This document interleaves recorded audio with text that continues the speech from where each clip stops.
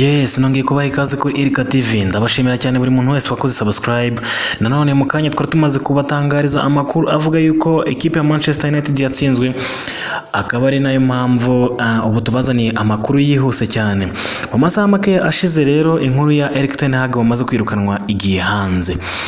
Ikinyamakuru Tera Digi News kimaze gutangaza yuko Erik ten Hag amaze kwirukanwa, yirukanwe uyu munsi kuwa mbere ku itariki 28, akaba yirukanwe kubera umusaruro mubi yatanze. Kiragira kiti Manchester United yateye agatsi wari umutoza wayo Erik ten Hag.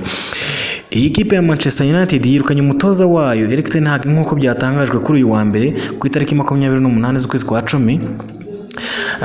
Iyi kipe iri mu cyiciro cya mbere mu Bwongereza, ikaba rwose iri ku mwanya wa 14 mu mikino imaze gukina, imikino 9, akaba imyinshi yaranayitsinzwe. Itangazo ryashyizwe ahagaragara n'umuyobozi w'ikipe ya Manchester United yagize ati umutoza Erik ten Hag ntakiri umutoza w'ikipe ya Manchester United y'abagabo. Akaba yirukanwe nyuma y'uko atsinzwe imikino myinshi, cyane uyu mukino wa West Ham yamwandagaje nubwo itamutsinze byinshi, ariko akaba n'ubundi yaritezwe ko agomba kwirukanwa. Ikipe ikaba yahise ifatwa nk'uko uyu muyobozi yabitangaje, ikaba yahise ifatwa n'uwitwa Ruud van Nistelrooy wanayigizemo ibihe byiza, wanayikiniye cyane, akayigiramo ibihe byiza ndetse bitangaje. Akaba agiye kuba ayiyobora mu bihe by'agateganyo, afatanya n'indi kipe y'abatoza bungirije mu ikipe ya Manchester United mu gihe bagishaka umutoza w'igihe kirekire. Uyu mugabo wa Manchester United akaba yamaze kwerekezwa umuryango uwo bita Erik ten Hag. Akazi k'uyu mugabo w'umuholandi w'imyaka 54 kari mu bigarukwaho cyane umwaka ushize, kubera umusaruro mubi ubwo Manchester United yarangizaga shampiyona ku mwanya wa 8, aho ari nawo mwanya mubi yagize cyane kurusha iyindi yose mu mateka yayo. Uyu muherwe rero w'umwongereza akaba na perezida wa Ineos Sir Jim Ratcliffe yafashe inshingano z'ibikorwa by'umupira w'amaguru muri iyi kipe, akaba ari nawe usa naho ayiyoboye.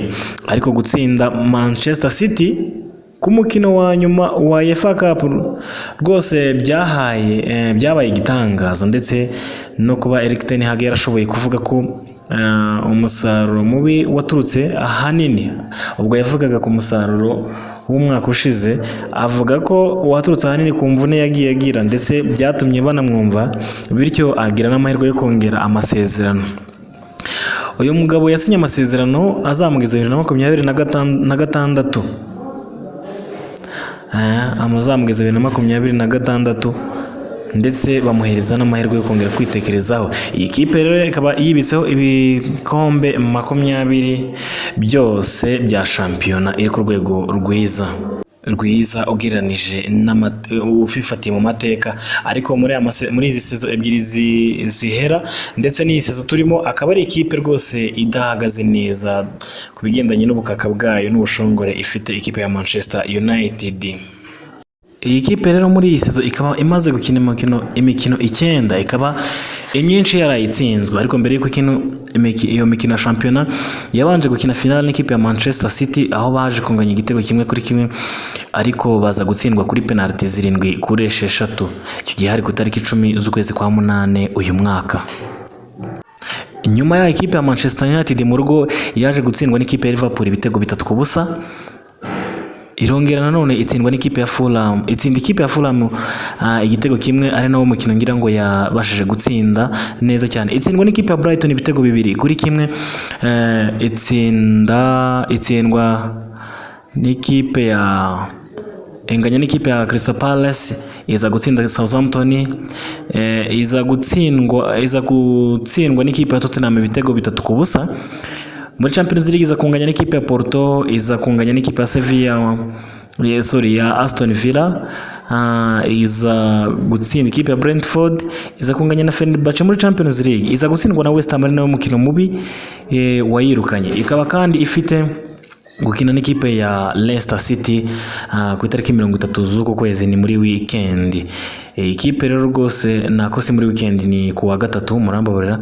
Ikipe ikaba yamaze gusezera uyu mutoza, iri ku mwanya wa 14 n'amanota mabi cyane, akaba ari nabwo yabaho imeze nabi. Ikipe ya Manchester United, Ten Hag nyuma yo gutaha rero akaba asize ikipe ya Manchester United yandikisha amateka yo kuba iri ku mwanya, irangije imikino 9 iri ku mwanya wa 14 n'amanota 11, ifite umwenda w'ibitego 3.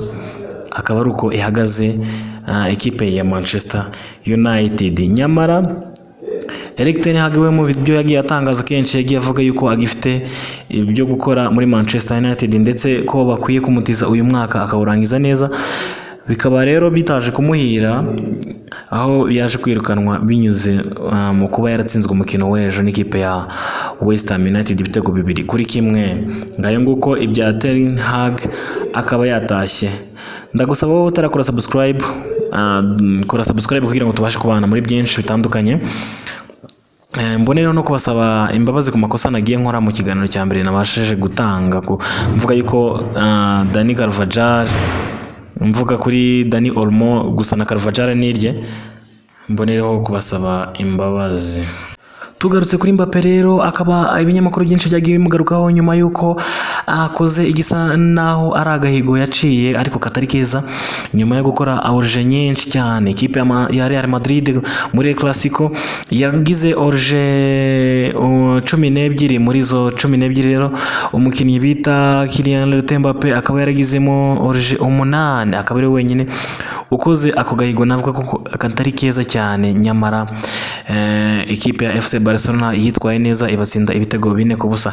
ariko nanone ntitwakwirengagiza ko Kylian Mbappe nubwo yakoze izo orje, ni umukinnyi mwiza kandi ushobora kuzafitinga mu ikipe ya Real Madrid, ndetse agakora byinshi bitandukanye, kuko yagiye abyerekana ahenshi yagiye anyura nko muri Paris Saint-Germain, aho yabaye umukinnyi mwiza ndetse akanayibera umuyobozi cyangwa se capitaine. Akaba yarayihesheje ibikombe byinshi bitandukanye, akaba yaregeje kuri finale ya Champions League ubwo yakinaga na Neymar, bagahura n'ikipe ya Bayern Dominique bagatsindwa igitego 1-0, ndetse akaba yaraciye no muri Monaco, naho yahagiriye ibihe byiza byatumye ikipe ya Paris Saint-Germain imubengukwa ikamugura. Ni nguko rero niyo makuru twaba tubafite kuri Kylian Mbappe. Nyamara uyu musore utameze neza, usa naho atarafitinga muri systeme ya Real Madrid, akaba atari yumvikana neza n'umusore bita Vinicius Junior. Ese bizamuhira? Reka turebe, katubitege amaso. Nyamara uwo witwa Jude Bellingham nawe muri Real Madrid asa naho atarahirwa, kuko ntaratsinda igitego na kimwe muri iyi sezo, aho umutoza Carlo Ancelotti aherutse kuvuga ko bitatangaje cyane, kuko ngo ntiyamutumye ibitego mu buryo akina, ngo birabafasha cyane, bigafasha ikipe ya Real Madrid, ngo ndetse ngo nta nicyo bibatwaye. Akaba abona ko rero uko abikora ntacyo bimutwaye habe na gato. Naho Kylian Mbappe utarafitinga neza, akaba avuga ko bizakunda, bikazaza byanga byakunda. Nanone rero muri iyo Clasico hakaba hari amakuru avuga yuko uwitwa Lamine Yamal ndetse na Balde bakorewe icyo twakwita nkaho ari ivanguraruhu, bakaba baratutswe n'abafana ba Real de Madrid, bakaba baragarutsweho babasereza ku bijyanye nuko ari abirabura, ibyo abarundi bakunda kwita ngo ni urukoba cyangwa se ivangura rishingiye ku rukoba. Akaba rero baramaganwe cyane bagatukwa, ariko ishyirahamwe ry'umupira w'amaguru muri Espagne rikaba ryavuze ko rigiye gukora iperereza, nibigira aho bifata bamwe mu bafana ba Real Madrid bakaba bazahanwa bikabije. Ibyo rero bikaba byanagarutsweho na Vinicius Junior, rwose wakunze nawe kwibasirwa n'ibingibi ubwo yakinaga n'ikipe ya Valencia cyangwa se Valence, akaba nawe yaragiye atukwa cyane, ndetse bitari naho ngaho n'ahandi henshi akaba yarabyamaganye icyo gihe, ndetse n'ubu ngubu akaba yagize icyo bivuga, avuga ati ntago bikwiriye rwose, ababikoze nibafatwa baze guhanwa, kuko ni ibintu bidashimishije cyane. Ati ntago bigaragara neza kuba wabangamira umuntu bijyanye n'uko ateye cyangwa se n'imiterere ye, kuko ntawahisemo ngo uko avuka. Akaba ari umukinnyi rero rwose wagiye ugaragaza kubirwanya ndetse cyane, akaba anari ambasaderi mu barwanya ivanguraruhu. Akaba baragiye babikorerwa abo basore rero babiri ba Barcelona ku kibuga cya Santiago Bernabeu, bikaba byarababaje cyane, ndetse n'uwitwa Vinicius Junior nubwo batsindwaga akaba yaravuze ko byamubabaje kandi bidakwiriye imbere y'abafana ba Real Madrid. Anagira icyo abasaba rero, avuga ati abafana ba Real Madrid turakwiriye gufashanya kuko biri mu bimwe bidusubiza inyuma, ndetse mu bakinnyi ba Real Madrid nabo kuko harimo abakorewe ivangura nyamara bidakwiriye. Akaba ari Vinicius Junior wagiraga icyo abigarukaho rero. Uyu munsi rero mbibutse ko nk'uko twabivuze mu makuru yacu yabanje cyangwa se mu kiganiro cyacu cyabanje, uyu Vinicius Junior ushobora kuza gutwara Ballon d'Or mu kanya gato katarambiranye, akaba ari nawe uhabwa aya mahirwe kuruta abandi bose, imbere ya Rodrigo, imbere ya Jude Bellingham bakinana, n'imbere y'abandi benshi harimo ba Kylian Mbappe, ba Harry Kane, ba Haaland ndetse n'abandi benshi batandukanye. Akaba ari we uhabwa amahirwe. Uyu munyabrazil ugiye kuyitwara yaritwaye neza mu by'ukuri, buri kinyamakuru cyose ndetse na buri muntu wese ureba football akaba amuha amahirwe, avuga ko ari we muntu witwaye neza kandi akaba anayikwiriye, kandi koko nibyo.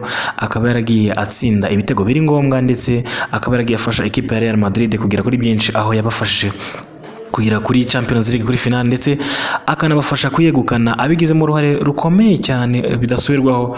Uyu mugabo wavuga ko ari we uyoboye, ntago waba ubeshye.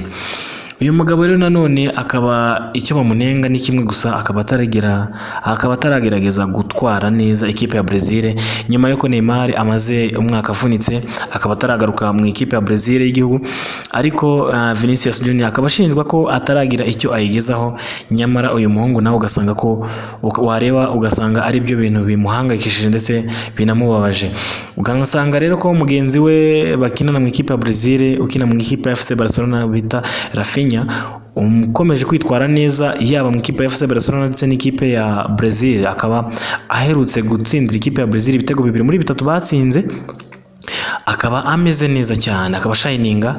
Binagaragara ko imibare muri Brazil ya Rafinha iruta cyane ya Vinicius Junior. Ese azabitwara, azabikora, azabigenza neza nkuko tubimwiteze? Reka tumwifuriza amahirwe masa, kuko uyu musore nutamukunda yamukundira kuba agira kurwanya ivanguraruhu, dore ko yagiye arikorerwa nk'uko tumaze kubivugaho. Akaba rero ari umusore utegerezwa kugira icyo akora. Neymar rero nk'umunyabrazil mugenzi we akaba yaramushyigikiye mu minsi yashize, avuga ko yemeza